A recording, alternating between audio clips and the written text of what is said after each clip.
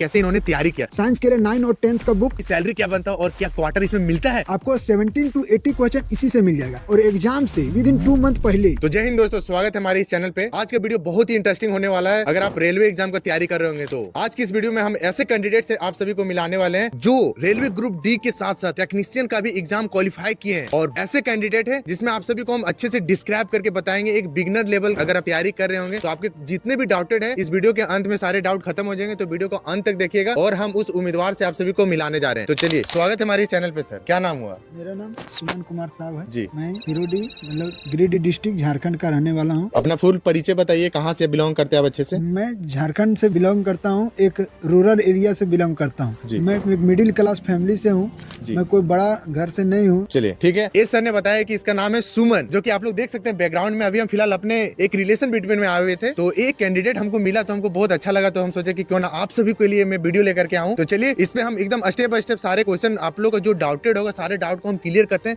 और वीडियो के अंत तक देखिएगा। तो पहला क्वेश्चन हो गया आपका इंट्रोडक्शन, और दूसरा क्वेश्चन हम पूछते हैं सर से, आपने रेलवे की तैयारी कब और क्यों शुरुआत की है? तो सर आप बताइए कि क्यों ऐसी है? क्योंकि हम सब मिडिल क्लास फैमिली का सपना होता है एक गवर्नमेंट जॉब करने का। जी। तो मैं 12th के बाद मुझे रेलवे में इंटरेस्ट आया कि मैं 12th के बाद रेलवे में के लिए एलिजिबल था, इसीलिए मैंने सोचा कि रेलवे में क्यों ना एक जॉब ले लिया जाए। कोरोना के टाइम में आपने देखा ही गवर्नमेंट जॉब का कितना दबदबा होता है। जी। इसलिए मैंने रेलवे का प्रिपरेशन 12th करने के बाद इधर मैंने स्टार्ट कर दिया था। जी। साथ ही साथ मैंने इधर ग्रेजुएशन का भी तैयारी स्टार्ट रखा और इधर रेलवे का पढ़ाई भी शुरू कर दिया था। जी। तो चलिए, आपने सुना कि कोरोना काल में ऐसे कैंडिडेट जो नहीं चाहते थे कि मैं इस चीज में नहीं जाऊंगा, लेकिन कोरोना ने ऐसा सभी को कमर तोड़ा कि मजबूरन जिसे होता है ना कि करना पड़ा सभी लोगों के लिए। ठीक है, तो सर से हम तीसरा क्वेश्चन पूछते हैं कि रेलवे ग्रुप डी के साथ साथ टेक्नीशियन का एग्जाम का तैयारी करना कोई बच्चों का खेल नहीं भाई, बहुत ज्यादा टफ है। तो सर से हम पूछते हैं कि कैसे इन्होंने मैनेजमेंट किया और कैसे इन्होंने तैयारी किया। तो सर आपने तैयारी का कुछ जर्नी बताइए। क्योंकि मैंने रेलवे ग्रुप डी का स्टार्ट किया तैयारी, क्योंकि मैं फर्स्ट वही फॉर्म डाला हुआ था। जी। तो क्या हुआ कि मैंने ग्रुप डी का तैयारी स्टार्ट किया। मैंने पहले उसका पूरा अच्छे से सिलेबस देखा और उस अनुरूप मैंने उसका तैयारी शुरू किया। किसी एक टीचर का फर्स्ट मैंने किसी कोर्स लिया उसके बारे में, उसको मैंने उस कोर्स को कंप्लीट किया।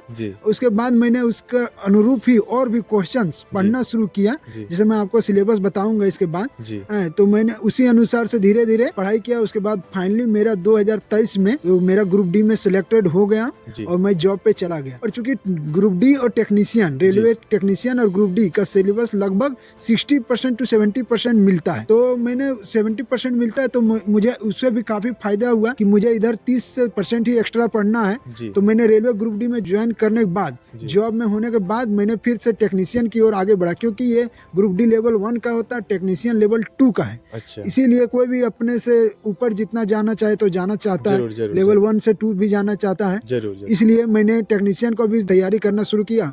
और चूंकि मैं ग्रुप डी में थोड़ा डिस्टेंस में था, मेरा जोन बेंगलोर जोन था। अच्छा। हुबली जोन। अच्छा। तो मैं अपना मेरा घर चूंकि झारखंड है, तो मैं अपने झारखंड आने के लिए मैंने वो टेक्नीशियन का प्रारंभ किया। डिस्टेंस भी कम हो और थोड़ा पैसा लेवल भी मेरा बढ़ जाए, पे लेवल 2 हो जाए। अच्छा। इसलिए मैंने ग्रुप डी में रहते हुए मैंने टेक्नीशियन का पढ़ाई स्टार्ट किया। तो सर मैं थोड़ा हम इसमें आपको पूछना चाहेंगे कि आपने मेरे ऑडियंस के लिए सिर्फ बता दीजिए कि आपने कौन सा कोर्स ऑनलाइन परचेज किया था जो आपका हेल्पफुल लगा और आप इस पोस्ट पे भी आप वर्क कर रहे हैं। देखिए, सबसे पहले उसका सिलेबस देखिए, उसके बाद कोई भी एक अच्छे टीचर से, जैसे मैंने पटना के एक अच्छे टीचर हैं, जैसे मैं SK झा हो गए हैं, उससे मैंने कोर्स लिया था। और साइंस के लिए मैंने एक नीरज सर ऑनलाइन क्लास देते हैं, साइंस मैग्नेट नीरज सर, उसमें मैंने पढ़ा। मैंने उसके कोर्स को लिया पहले 6 month, with in 6 month to 8 month में मैंने कोर्स कंप्लीट किया।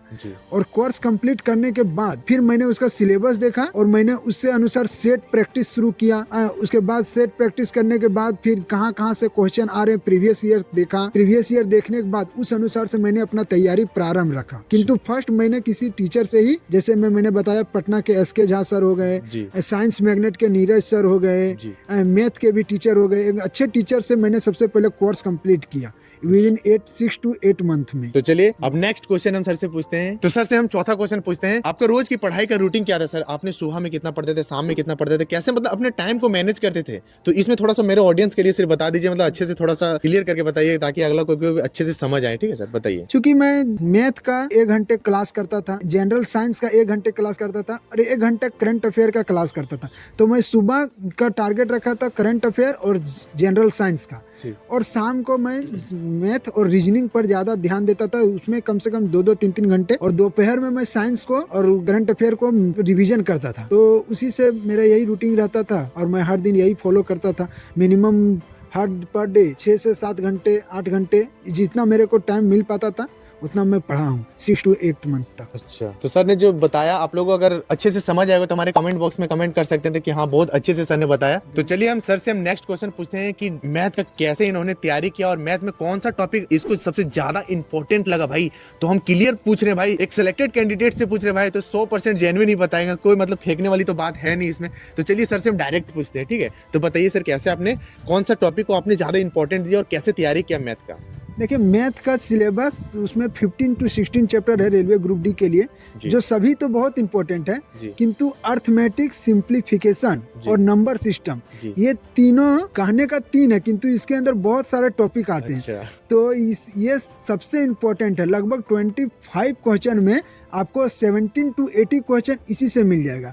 उसके बाद एडवांस से आपको 6 to 7 क्वेश्चन मिलेगा, वो आप उसमें नॉर्मल क्वेश्चन पढ़ के भी उसको एडवांस को क्लियर कर सकते हैं। उसमें ज्यादा मतलब डीप तक नहीं पढ़ना है। अच्छा, तो चलिए सर से हम नेक्स्ट क्वेश्चन करते हैं कि देखिए जितने भी कैंडिडेट जो सिलेक्टेड पर्सन होता है ना, वो सबसे ज्यादा हाउआ बनाते हैं कि साइंस में बहुत ज्यादा हेल्पफुल करते हैं एनसीईआरटी से। तो चलिए हम डायरेक्ट सर से पूछते हैं कि इनको किस प्रकार से एनसीईआरटी ने मदद किया। तो सर आप बताइए कि एनसीईआरटी, सभी कैंडिडेट लगभग बोलते हैं कि एनसीईआरटी बहुत ज्यादा इंपॉर्टेंट है, बहुत सारी मतलब मदद मिलती है क्वेश्चन में। तो क्या आपको ऐसा कुछ देखने को मिला आपको एग्जाम में? जी बिल्कुल।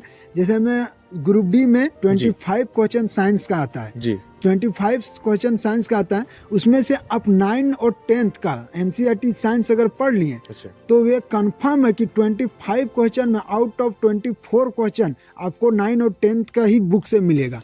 एक भी क्वेश्चन बाहर नहीं जाएगा, क्योंकि उसको पढ़ना आसान नहीं है, किंतु आप पढ़ सकते हैं 2 महीने में उसको क्लियर कर सकते हैं 9 और 10th का बुक, और उसको हर लाइन बाय लाइन पढ़ जाइए, क्योंकि लाइन बाय लाइन से ही क्वेश्चन बन जाता है। साइंस के लिए 9 और 10th का बुक सफिशिएंट है, पर्याप्त है। उसके लिए ज़्यादा कुछ करने का जरूरत नहीं है। कोई टीचर बोले कि ये करो वो करो, लेकिन ज़्यादा नहीं, केवल 9 और 10th का पढ़िए। पहले एक टीचर से अच्छा से कोर्स खत्म कीजिए ताकि आपको एनसीईआरटी समझ में आ जाए। चलिए, अगर आप यह वीडियो देख रहे हैं और आपके अगर भाई बहन अगर छोटे होंगे तो ये वीडियो शेयर कर सकते हैं, क्योंकि सर ने बताया कि 9, 10 यानी जो क्वेश्चन होता है ना, लमसम से लमसम वहां से मिलता है क्वेश्चन। तो अगर आप ये वीडियो अगर आप शेयर करते हैं अपने छोटे भाई बहन को, तो उसको बहुत ज्यादा हेल्पफुल होगा ये वीडियो। अगर अच्छा लगेगा तो शेयर कर सकते हैं। तो चलिए सर से हम नेक्स्ट क्वेश्चन पूछते हैं। तो नेक्स्ट क्वेश्चन है सर के लिए, जनरल अवेयरनेस और करंट अफेयर सर ने कहां से क्या फॉलो किया। तो सर आप बताइए कि कहां से आपने क्या फॉलो किया था जो आपको मतलब सक्सेस आपको हासिल करने में मदद दिया। करंट अफेयर और जनरल अवेयरनेस का लगभग 20 क्वेश्चन होता है ग्रुप डी में जी। तो ग्रुप डी में 20 क्वेश्चन बहुत इंपॉर्टेंट रखता है। तो उसके लिए आप 20 क्वेश्चन के लिए तो पूरा ब्रह्मांड तो पढ़ नहीं सकते हैं, इसीलिए एक आप अच्छे से करंट अफेयर का बुक चूज कीजिए। जैसे मैंने चूज किया था स्पीडी का करंट अफेयर चूज किया था। लगभग क्वेश्चन 10 to 12 करंट अफेयर वहां से पूछा था, जिसमें 6 to 7 उससे आ गया था। 6 to 7 वो हमारे लिए पर्याप्त था। और जनरल अवेयरनेस के लिए आप फोकस कीजिए, जैसे में ज्योग्राफी और हिस्ट्री और ज्योग्राफी से यही सब, और स्टैटिक जीके, यही 3 से लगभग 7 to 8 क्वेश्चन आ जाता है। तो आप तीनों को और उधर स्पीडी करंट अफेयर, ये चारों को अगर कर लिए तो आपको लगभग 10 to 12 मार्क्स जो आपको सेलेक्ट करा सकता है, उतना आपका मार्क्स पकड़ में आ जाएगा। चलिए हम सर से नेक्स्ट क्वेश्चन पूछते हैं। तो ग्रुप डी के लिए मॉक टेस्ट कितना इंपॉर्टेंट है सर, आप इस चीज को आप क्लियर कर दीजिए हमारे ऑडियंस को। बहुत सारा कंफ्यूजन रहता है कि मॉक टेस्ट दें, अभी दें, सिलेबस खत्म हो जाए उसके बाद देना स्टार्ट करें, या सिलेबस ना खत्म होते हुए भी मॉक टेस्ट लगाएं। तो इस चीज को आप अच्छे से डिस्क्राइब कर दीजिए ताकि हमारे ऑडियंस अच्छे से समझ पाए कि मॉक टेस्ट देना चाहिए या नहीं देना चाहिए। देखिए मॉक टेस्ट कोई भी एग्जाम के लिए बहुत इंपॉर्टेंट होता है। विदाउट मॉक टेस्ट का कोई भी एग्जाम क्रैक करना मतलब पॉसिबल आज के जनरेशन में नहीं है। तो पहले आप अपना सिलेबस खत्म कीजिए और एग्जाम से विद इन 2 मंथ पहले आपने मॉक टेस्ट देना स्टार्ट कर दीजिए। मिनिमम 50 to 60 मॉक टेस्ट दे ही दीजिए, उससे आपको अपनी गलती का पता चलेगा और मॉक टेस्ट से आपके अंदर का जो कॉन्फिडेंस लेवल है वो बढ़ेगा। और मॉक टेस्ट जनरली मैंने द प्लेटफॉर्म बुक से मॉक टेस्ट दिया है और ऑनलाइन में टेक्स्ट बुक से मैंने मॉक टेस्ट दिया है। लगभग मैंने 40 मॉक टेस्ट टेक्स्ट बुक में और एक बुक में 25 सेट होता है मॉक टेस्ट का, वो प्लेटफॉर्म का, उसको मैंने बना के वो गया था।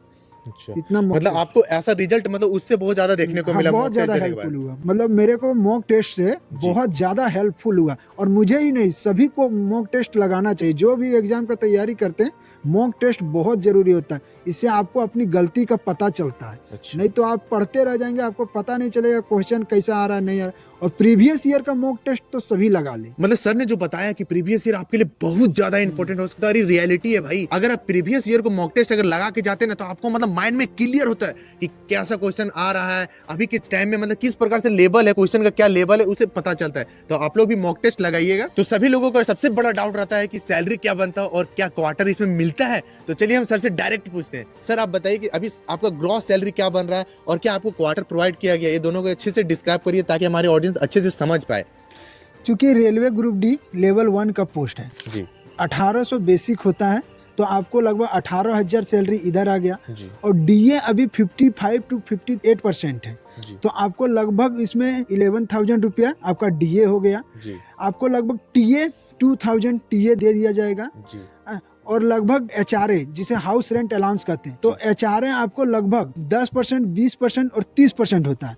अगर आप अच्छे मतलब हाई फाई एरिया में रहते हैं, सिटी में रहते जी। हैं, तो आपको 30% एचआरए दिया जाएगा। मतलब एचआरए आपको 5,400 रुपए दिया जाएगा। आप इस तरह से टोटल मिला लीजिए, 18,000 बेसिक, 11,000 डीए, 2,000 टीए ठीक। और 5,400 एचआरए आपको दिया जाएगा। तो आपको लगभग टोटल मिला के आपको अप्रोक्स 36,000 सैलरी आएगा, जिसमें से कुछ डिडक्शन भी होता है जिसका आप एनपीएस कहते हैं पेंशन के लिए, वो आपका लगभग 3,000 डिडक्शन हो जाएगा।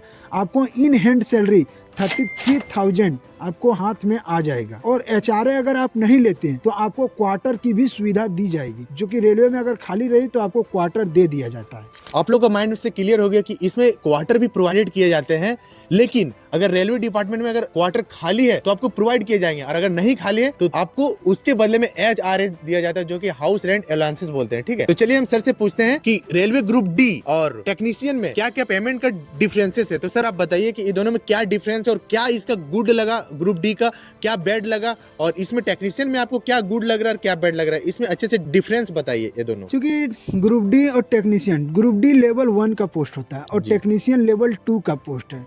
तो जाहिर सी बात है कि लेवल 2 का पोस्ट है तो इसमें सैलरी ज़्यादा होता है, जी। क्योंकि वो 18,000 ग्रेड पे का है और ये 19,100 ग्रेड पे का है। तो और उसमें ग्रुप डी में आपको प्रमोशन के लिए मिनिमम 3 से 4 साल वेट करना होगा, और चूंकि आप टेक्नीशियन में आते हैं तो आप 2 साल में प्रमोशन होकर टेक्नीशियन 2 बन सकते हैं। लगभग लेवल 4 तक आप तुरंत ही 2 साल में पहुंच सकते हैं। और ग्रुप डी में आपको लेवल 1 से लेवल 2 में आने के लिए मिनिमम आपको 3 या 4 ईयर्स लग जाएंगे। मतलब 3 से 4 साल तक आपको ग्रुप डी से टेक्नीशियन में आने के लिए, टेक्नीशियन 3 में आने के लिए मिनिमम 3 या 4 ईयर्स लग जाएंगे। और चूंकि इसमें सैलरी भी ज्यादा है, इसमें कुछ फैसिलिटी भी ज्यादा होता है, आपको इसमें टेक्नीशियन में डीए भी ज्यादा मिलेगा और भी बहुत सारी फैसिलिटी होता है जो एक टेक्नीशियन को रेलवे ग्रुप डी से दिया जाता है ज्यादा। तो मतलब आपके अनुसार से कहना है कि जो टेक्नीशियन होता है रेलवे ग्रुप डी के मुताबिक, मतलब अभी टेक्नीशियन आपके अकॉर्डिंग बेस्ट है, क्योंकि उसमें नाइट शिफ्टिंग भी नहीं करना होता है और ग्रुप डी में लगभग से नाइट शिफ्टिंग करना होता है ना। तो आप सभी को जितने भी डाउट होंगे सारा क्लियर हो गया होगा, और अगर अभी भी कोई भी डाउट हो तो हमारे कमेंट बॉक्स में कमेंट कर सकते हैं।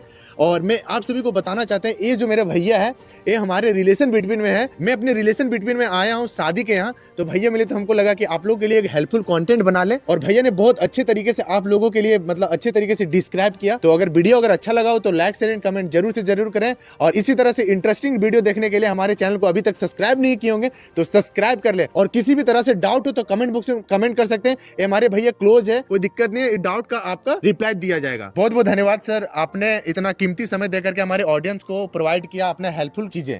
धन्यवाद सर, जय हिंद। तो जय हिंद, वंदे मातरम, बाय बाय।